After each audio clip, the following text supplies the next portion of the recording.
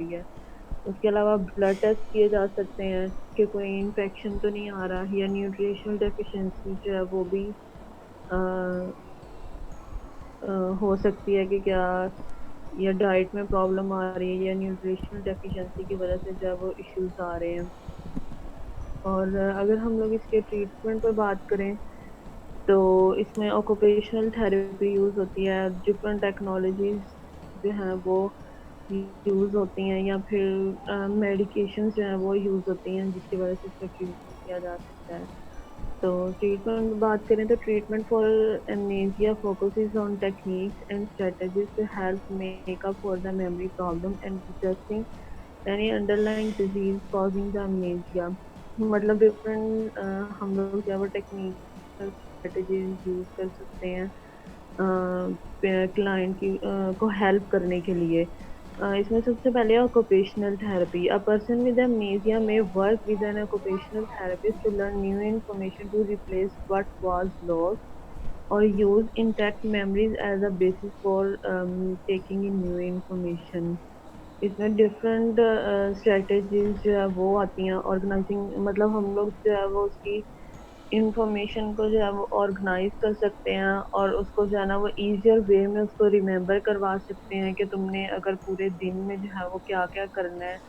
उसको डिफरेंट जो है वो हम लोग एक लिस्ट बना के दे सकते हैं, और या फिर डिफरेंट और स्ट्रेटजीज यूज करके जब उसको रिमेम्बर करवा सकते हैं कि आज सारा दिन ये काम करना है। तो इस तरह जो है वो उसकी इम्प्रूव आएगा, कि मतलब थोड़ा बहुत जो है वो इम्प्रूव कर सकेगा।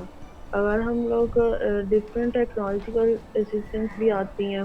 Many people with amnesia find it helpful to use smart technology, जिसमें हमारे स्मार्टफोन जो है वो बहुत ज़्यादा, मतलब हम लोग रिमाइंडर डिफरेंट जो है वो यूज़ कर सकते हैं कि ये काम इस टाइम पे करना है, तो उस काम का जो है वो हम लोग रिमाइंडर यूज़ कर सकते हैं। और उसके अलावा जो है वो हम लोग with some training and practice, even people with severe amnesia can use these electronic organizers to help with day to day tasks। मतलब हम लोग जब वो इलेक्ट्रॉनिक जो ऑर्गेनाइजर्स को यूज करके जो है वो उनके डे टू डे टास्क को जो है ना वो ऑर्गेनाइज कर सकते हैं, और उनको जो है वो डिफरेंट रिमाइंडर्स दे सकते हैं कि वो जो है वो किस तरह जो है उन्होंने अपना डे जो है वो स्पेंड करना है। और इसकी वजह से जो उनको अपने इम्पोर्टेंट इवेंट्स जो हैं वो भी याद रहेंगे कि इस दिन में कौन सा इवेंट है। और टू टेक मेडिकेशंस, मतलब अगर उन्होंने मेडिसिन उनको प्रेस्क्राइब की गई हैं तो उसके लिए भी हम लोग जो है वो डिफरेंट रिमाइंडर्स यूज कर सकते हैं, या कोई लिस्ट बना सकते हैं जिसकी वजह से जो वो अपनी डेली रूटीन को रिमेम्बर कर सकें। उसके बाद उन्होंने कहा है कि low technology memory aids include notebooks भी हो सकती हैं, वॉल कैलेंडर्स, मतलब कैलेंडर लगा दिया जाए, उस पर एक चिट सी लगा दें छोटी सी कि आज उन्होंने क्या करना है। और उसके अलावा photographs of people and places जो है वो इस तरह भी हम लोग जो है वो यूज करके जो है वो उनका लाइफ को जो है वो बेटर बना सकते हैं कि वो अपनी डेली लिविंग एक्टिविटीज को जो है वो परफॉर्म कर सकें। अगर हम मेडिसिन पे बात करें तो उन्होंने कहा है कि no medications are currently available for treating most types of amnesia. मतलब इतनी ज़्यादा मेडिसिन नहीं है कि हम लोग जो है एमनीसिया को जो है वो ट्रीट कर सकें। उसके बाद उन्होंने बात की है कि amnesia caused by burning Karasov syndrome involve a lack of thiamine। मतलब थायमिन की डेफिशिएंसी की वजह से जो है वो amnesia जो है वो हो सकता है। तो इसलिए उन्होंने कहा है कि इसमें हम पेशेंट्स को जो है वो विटामिन जो है वो प्रिस्क्राइब कर सकते हैं, या फिर प्रॉपर न्यूट्रिशन जो है वो यूज जो है वो कर सकते हैं ताकि उनका ट्रीटमेंट किया जाए। Also treatment which also need to include the alcohol abstinence can have to prevent further damage के, मतलब उस जितना डैमेज उनको हुआ है सप्लीमेंट अल्कोहल को या फिर एब्सिडेंस ऐसी मेडिकेशन को यूज करके जो है वो हम लोग उनका उस डैमेज को जो है ना वो वहीं रोक सकते हैं ताकि वो वहीं से रिकवर होना स्टार्ट हो जाए। और this is all about my topic.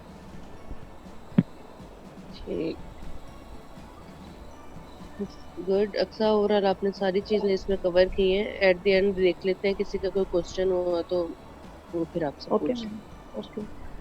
Next जो है वो ऑर्गेनिक पर्सनालिटी सिंड्रोम है, वो हिना एक्सप्लेन करेंगी। हिना राहत। Assalamu alaikum class. My roll number is 50487. Today my topic is organic personality syndrome.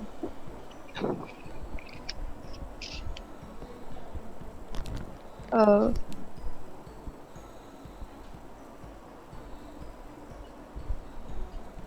Ma'am आपको मेरी आवाज आ रही है? जी बिल्कुल आ रही है। हेलो।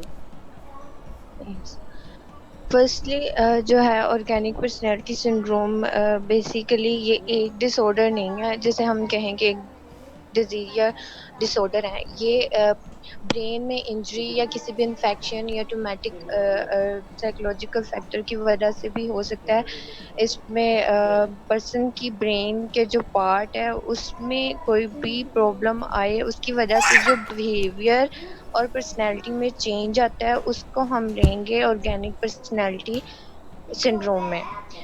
उसकी according to 10th revision of international statical classification of disease, जिसे हम ICD-10 भी बोलते हैं, उन्होंने डिफाइन किया था कि जो personality disorder organic personality disorder है वो उसकी वजह ट्रॉमेटिक ब्रेन इंजरी है, जिसकी वजह से हमारे ब्रेन के स्पेसिफिक एरिया जो है ना उसमें कुछ ना कुछ प्रॉब्लम आ जाती है, जिसकी वजह से पर्सन जो है ना उसके हैबिचुअल पैटर्न और उसकी जो प्री मॉर्बिड बिहेवियर या प्री मॉर्बिड पर्सनैलिटी है उसमें चेंजेस आ जाती हैं।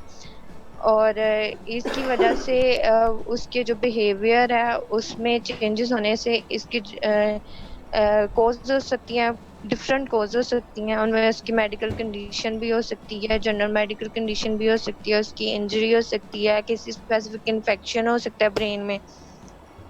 मैम नेक्स्ट कर दें। एक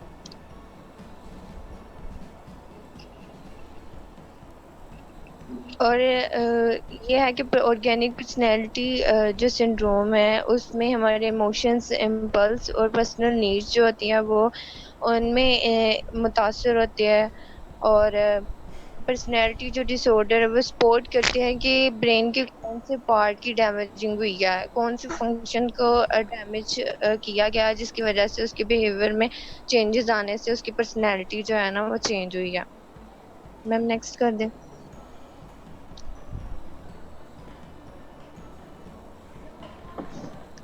नेक्स्ट इसकी सिम्टम्स हैं, जो कॉमनली सिम्टम्स हैं, ये तो अब डिपेंड करता है ना कि ब्रेन के कौन से पार्ट को डैमेज किया है।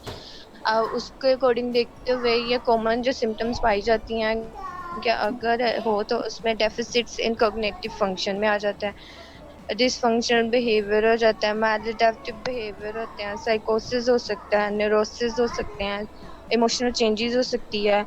उसकी जो alterations in expression of function irritability हो सकती है, इमोशनल एक्सप्रेशन में अनस्टेबिलिटी और फ्लक्चुएटिंग हो सकती है।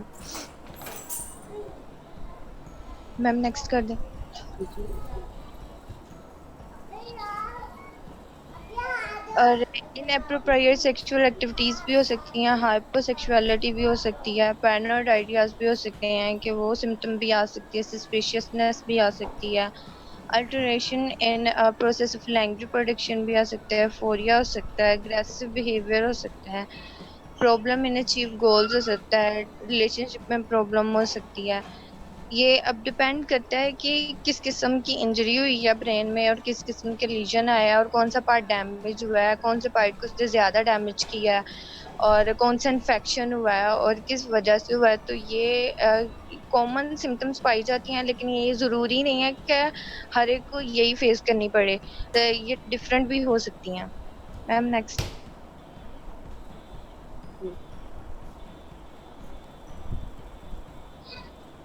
जी नेक्स्ट स्लाइड की है मैंने।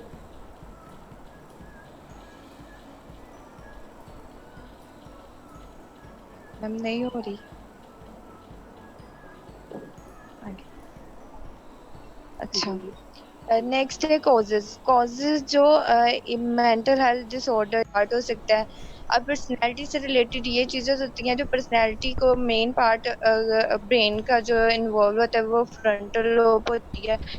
वो हमारे हाई कोग्निटिव फंक्शन को कंट्रोल करती है, हमारी पर्सनैलिटी की फॉर्मेशन के लिए हेल्पफुल होती है, वही फंक्शन उनको कंट्रोल करती है। तो अगर फ्रंटल लोब में डैमेज आए या उससे पर्सनैलिटी में क्या चेंजेस हो सकती हैं अगर वो बच्चे के ब्रेन में इस फ्रंटल लोब पे कोई डैमेज आ जाए तो उसमें एडीएचडी हो सकता है, ओपोजिशनल डेफिएंट डिसऑर्डर हो सकता है और अदर जो ऑर्गेनिक पर्सनैलिटी डिसऑर्डर हो सकता है।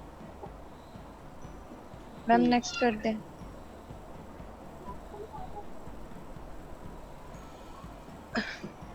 जी मैम।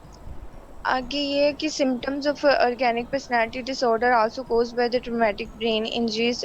उसमें ये भी है कि orbital frontal cortex, interior cingulated cortex and dorsal prefrontal cortex, ये सारे मैम जो हैं वो इमोशंस को, हमारे बिहेवियर को, हमारे इम्पल्स को और जो फिजिकल नीड्स उनसे रिलेटेड चीज़ों को कंट्रोल करते हैं। उनमें ये क्या है कि अगर इनमें कोई लीजन और कोई प्रॉब्लम आ जाए तो उसकी वजह से पर्सनैलिटी में इमोशंस, बिहेवियरल और फिजिकल नीड्स से रिलेटेड चीज़ें वो भी डिस्टर्ब हो सकती हैं। आगे उन्होंने कहा कि अगर टेम्पोरल लोब है उसमें अगर किसी वजह से लीजन आ जाए या कोई इन्फेक्शन हो जाए या डैमेज हो जाए तो उससे जो पर्सनैलिटी में फर्क हो सकता है वो एपिलेप्टिक सीजर हो सकते हैं और इसमें पेशेंट को की पर्सनैलिटी जो होती है वो चेंज होता है, उसके बिहेवियर ऑल्टरेशन हो सकती है उसके सीजर की वजह से, उसके एपिलेप्टिक सीजर जो होते हैं उनकी वजह से। मैम नेक्स्ट कर दें। ठीक। असेसमेंट। असेसमेंट में बेसिकली ये है कि बिहेवियर और उसके इमोशंस और इस तरह की चीजें इनसाइड और उससे चेक करने के लिए सबसे पहले कोग्निटिव टेस्ट है, उसमें पर्सन का उसको पूछा जाता है क्वेश्चन, उसका नेम पूछा जाता है, उसकी लॉन्ग टर्म और शॉर्ट टर्म मेमोरी चेक करने के लिए कुछ आंसर्स पूछे जाते हैं। वो हो सकते हैं जनरल नॉलेज से रिलेटेड इंफॉर्मेशन हो सकती है, करंट प्रॉब्लम से हो सकती है, करंट प्रेसिडेंट हमारा कौन सा है, उस ये पूछ के उसकी मेमोरी को देखा जाता है, उसकी पर्सनैलिटी या बिहेवियर में देखे जाते हैं चेंजेस। और ये डिपेंड करता है कि पेशेंट को क्या प्रॉब्लम है और किस तरह की वो सिम्टम शो कर रहा है उसके अकॉर्डिंग की उसके क्वेश्चन, अगर तो वो इनसाइड रख रहा है किस किस्म की इनसाइड है और फिर उससे रिलेटेड उससे क्वेश्चन किए जाते हैं। सेकंड ये है कि इमेजिंग टेस्ट जो इंक्लूड होते हैं वो एमआरआई है, सीटी स्कैन है, जो ब्रेन के नॉर्मलिटीज को चेक करने के लिए, उसकी एक्टिविटीज को देखने के लिए स्कैनिंग की जाती है। ब्लड टेस्ट आ जाता है कि किस किस्म का इन्फेक्शन है, न्यूट्रिशनल डेफिशिएंसी है या अदर इश्यूज हैं। और इसमें इलेक्ट्रोसेफलोग्राफी देखी जाती है, वो एपिलेप्टिक डिसीजेज है उनकी एक्टिविटीज क्या हैं और किस किस्म के हैं और किस किस्म की सिवियरिटी के रखते हैं, तो वो सारा इसमें चेक किया जाता है।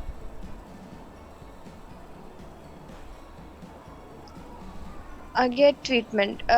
इसका जो ट्रीटमेंट है वो मैंने आपको पहले भी बताया कि ये देखा जाता है कि पेशेंट को किस किस्म की प्रॉब्लम है, उसमें उसकी सीरियसनेस देखी जाती है, पेशेंट की सिचुएशन को, उसकी सिम्टम्स देखी जाती हैं, उसके अकॉर्डिंग फिर डॉक्टर या ज्यादातर न्यूरोलॉजिकल अगर कॉजेज हो तो फिर न्यूरोलॉजिकली बेसिस पे उसके ट्रीटमेंट किया जाता है। तो अगर उसमें से न्यूरोसिस आ जाए या साइकोसिस आ जाए तो वो साइकेट्रिस्ट और साइकोलॉजिकल भी डील कर सकते हैं इसको। इनमें फार्माकोलॉजिकल अप्रोच भी देखी जाती है, उसमें मेडिकेशन उनके डिपेंड ऑन द सिचुएशन के, उनकी सिचुएशन कैसी है। क्रूशियल पेशेंट पे ट्रीटमेंट जो किया जाता है उसमें उसकी clinical psychological psychiatrist before the administration of drug, उसकी सारी वो देख के एवेल्युएशन करके फिर उसकी ड्रग एडमिनिस्ट्रेशन की जाती है। मैम नेक्स्ट कर दें।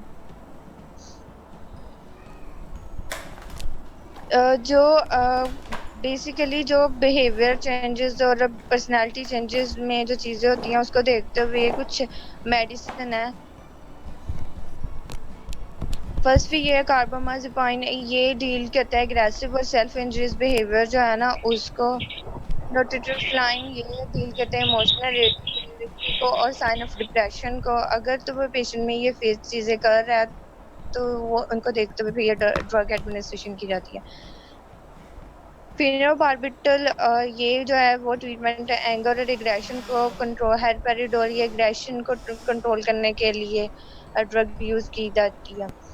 और इसमें जो साइकोथेरेपीज है वो उसके बिहेवियरल और फिजिकल एक्टिविटीज को देखते हुए, उसके मेडिकेशन के एडवर्स इफेक्ट को देखते हुए, उसकी तमाम तो चीजों को जायजा लेते हुए जो आप कैसे कैसे मतलब पेशेंट की देखा जाता है कि उसकी कंडीशन किस किस्म की है, फिर उसको किस तरह हेल्पफुल किया जाता है। अगर वो मेमोरी से रिलेटेड है, जैसे कि मेरे फेलो ने बताया है कि अगर वो उसके मेमोरी इश्यूज है तो फिर हम चार्ट वगैरह और इस किस्म की चीजें यूज करके उसके हेल्पफुल कर सकते हैं। अगर फिर बिहेवियर से रिलेटेड है, एग्रेशन है, तो एग्रेशन को कंट्रोल करने के लिए कौन कौन सी चीजें उनको मिनिमाइज कैसे किया जा सकता है वो होती हैं। एक्सरसाइज हो सकती हैं पर्सन के मूड को ठीक करने के लिए।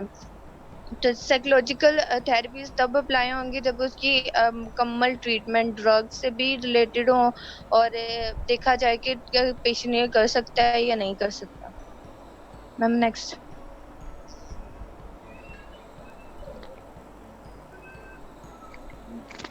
वही बात मैम कि बोथ जो है ना combination of drug therapy with psychotherapy lead to reduction of symptoms and disorder and improvement of patient situation. Good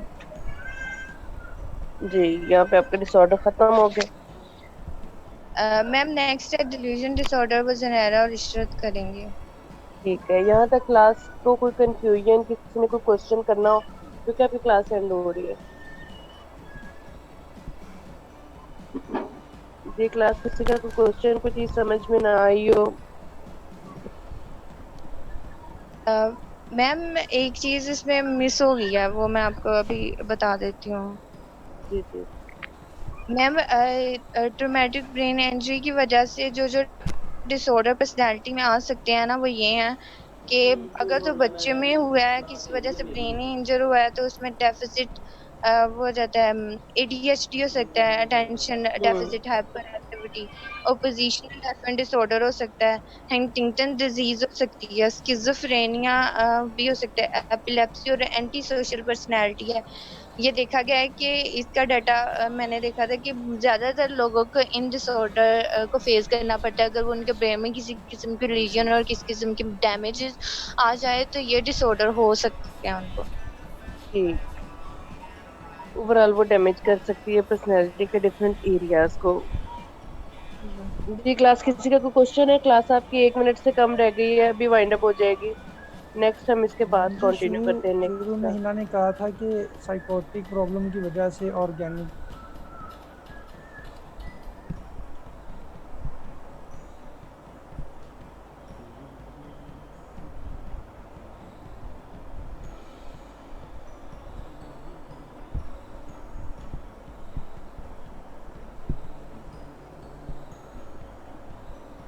होते हैं जिनके डैमेज होने की वजह से जो है वो हम लोगों को डिफरेंट मेंटल डिसऑर्डर्स जो हैं वो होते हैं। तो हेलो, जी जी, मुझे आपकी आवाज आ रही है। इसमें जो most common organic mental disorder है उसमें डिलीरियम है, डिमेंशिया है, अल्जाइमर डिजीज है, जो कि हम पिछली प्रेजेंटेशन में डिस्कस करके हटे हैं। और आज जो है वो हम लोग एमनेजिया को डिस्कस करेंगे और उसके अलावा पर्सनैलिटी सिंड्रोम को और डिल्यूजनल सिंड्रोम को जो है वो डिस्कस करेंगे कि हमारी जो है वो ऑर्गेनिक मेंटल डिसऑर्डर्स जो हैं वो हमारे किसी भी इंजरी की वजह से हो सकते हैं, डिसीज की वजह से हो सकते हैं जो कि हमारे ब्रेन के ऊपर इफेक्ट करे, या फिर हमारे ब्रेन के कुछ टिश्यूज जो हैं वो डैमेज हो जाते हैं, या फिर कोई भी केमिकल या हार्मोनल एबनॉर्मेलिटी की वजह से जो है वो हम लोगों को ऑर्गेनिक सिंड्रोम जो हैं वो होते हैं, या फिर हम लोगों ने कोई भी टॉक्सिक मटेरियल लिया हो या न्यूरोलॉजिकल इम्पेयरमेंट की वजह से जो है वो हमारी ब्रेन के पार्ट्स में जो है वो चेंजिंग आती हैं और जिसकी वजह से जो है वो हम लोगों को डिफरेंट सिंड्रोम्स जो हैं वो होती हैं। तो आज हम लोग जो डिस्कस करेंगे वो है organic amnestic syndrome, personality syndrome और डिल्यूजनल सिंड्रोम। तो फर्स्ट जो मेरा टॉपिक है वो है ऑर्गेनिक एमनेस्टिक सिंड्रोम। अगर हम इसकी इंट्रोडक्शन की बात करें तो एमनेस्टिक सिंड्रोम जो है वो ऐसा ग्रुप ऑफ डिसऑर्डर्स जो है वो जिनमें हमारी मेमोरी जो है वो लॉस हो जाती है। मतलब हमारे अंदर ये एबिलिटी नहीं होती कि हम लोग क्रिएट कर सके नई इंफॉर्मेशन को या फिर लर्न कर सके न्यू इंफॉर्मेशन को। हमारे ब्रेन के डिफरेंट पार्ट्स जो हैं वो इसमें डैमेज हो जाते हैं, जिसकी वजह से जो है वो हम लोगों को लर्निंग डिफिकल्टीज जो है वो आती हैं और मेमोरी की प्रॉब्लम जो है वो होती है। इसमें हमारे रिमेम्बरिंग प्रीवियसली लर्न इंफॉर्मेशन और according to the location and severity of brain damage, कि मतलब हम लोग ना नई इंफॉर्मेशन लर्न कर सकते हैं, ना प्रीवियसली रिकॉल कर सकते हैं, ना ही हम लोग क्रिएट कर सकते हैं न्यू मेमोरी को।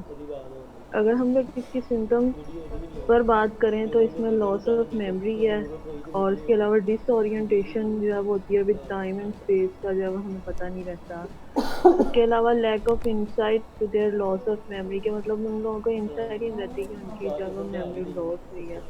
उसके अलावा लर्निंग और रिकॉलिंग न्यू इंफॉर्मेशन में जो है वो प्रॉब्लम होती है।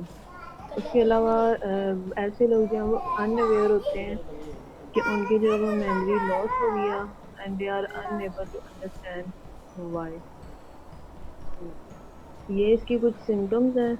उसके बाद हम लोग बात करेंगे कितनी टाइप का जो है वो एमनेसिया होता है। मतलब अगर एक इंडिविजुअल का जो है वो ब्रेन डैमेज हो जाए तो उसको किस तरह का जो है वो एमनेसिया जो है वो हो सकता है।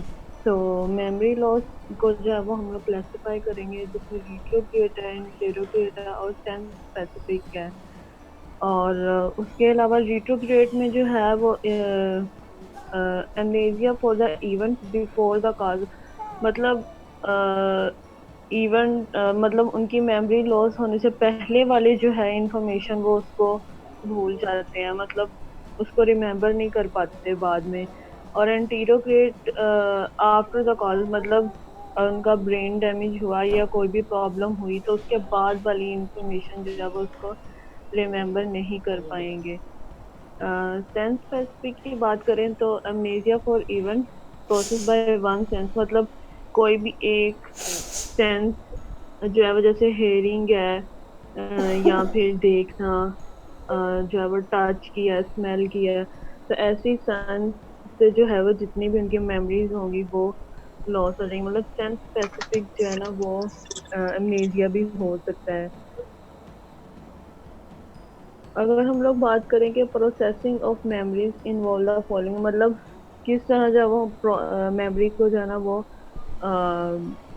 प्रोसेस जो है ना वो करते हैं। तो processing of memories involve the following: taking in new information, registration, linking new information with memories already stored in the brain, with mental pictures or with other things that can help with retrieval, तो इसे हम encoding कहेंगे। और recalling the memory, तो उसे हम जो है रिट्राइवल कहेंगे।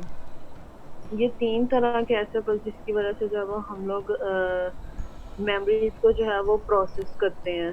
तो ऐसे लोग जिनमें जो है वो ऑर्गेनिक ब्रेन डिसफंक्शन आता है या फिर एमनेस्टिक सिंड्रोम होता है, उनमें जो है वो मेमोरी को प्रोसेस करने में या इन तीनों में से किसी एक में जो है वो प्रॉब्लम आ सकती है। मतलब या तो वो रिट्राइवल में प्रॉब्लम होगी, या इनकोडिंग में, या फिर रजिस्ट्रेशन में जो है वो उनको प्रॉब्लम होगी।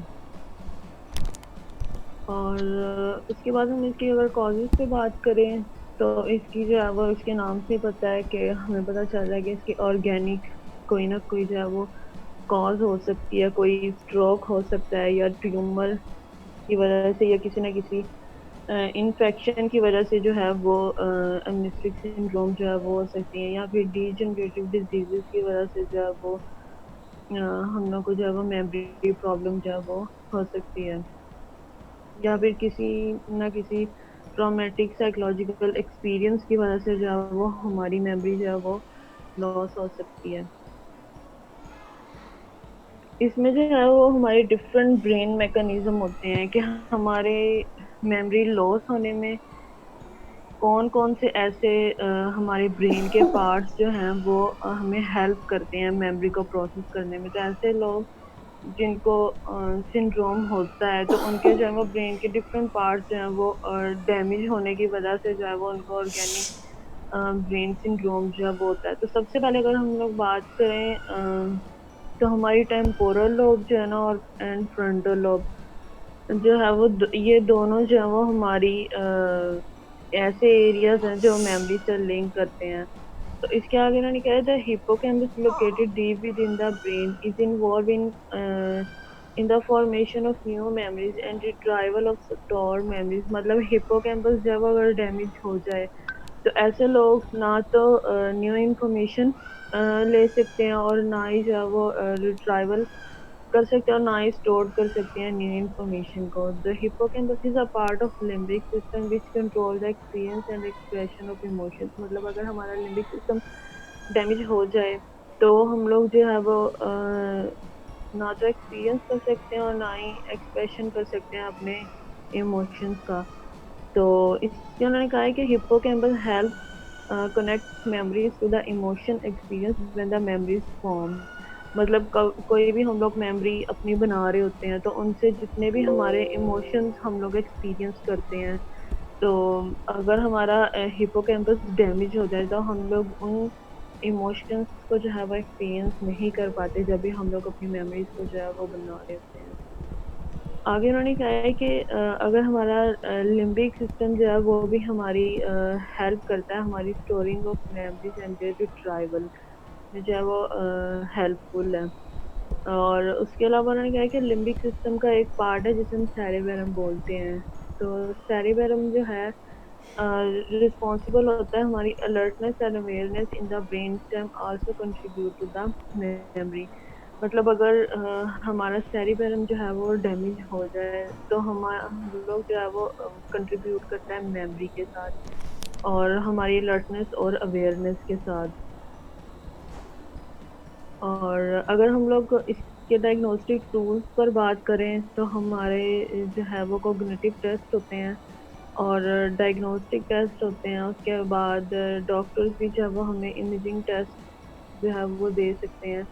कॉग्निटिव टेस्ट ऐसे कि the doctor will test the person thinking judgement and recent and long term memory. He और she will check the person knowledge of general information such as the name of. मतलब उसकी memory को जो है ना वो चेक करने के लिए डिफरेंट कॉग्निटिव टेस्ट जो है वो यूज किए जाते हैं। मतलब उसकी जनरल इंफॉर्मेशन, उसका नाम क्या है, उसकी करंट प्रेसिडेंट क्या है, उसकी पर्सनल इंफॉर्मेशन, डिफरेंट इवेंट्स को पूछ सकता है। और द मेमोरी वैल्यूएशन अगर हम जैसे इस ये वाली अगर कॉग्निटिव टेस्ट यूज करते हैं तो हमें जो है वो ये इंसाइट मिलती है about what kind of health person. मतलब किस तरह से जो है वो पर्सन की मेमोरी जो है वो लॉस हुई है और किस तरह का ट्रीटमेंट या थेरेपी जो है वो अ, उनकी ज़रूरत जो है ना उसे है। उसके अलावा डिफरेंट डायग्नोस्टिक टेस्ट यूज़ किए जाते हैं और डॉक्टर भी जो है वो डिफरेंट टेस्ट करवा सकता है। उसके बाद एक इमेजिंग टेस्ट है जिसमें हमारे पास एमआरआई है और सीटी स्कैन है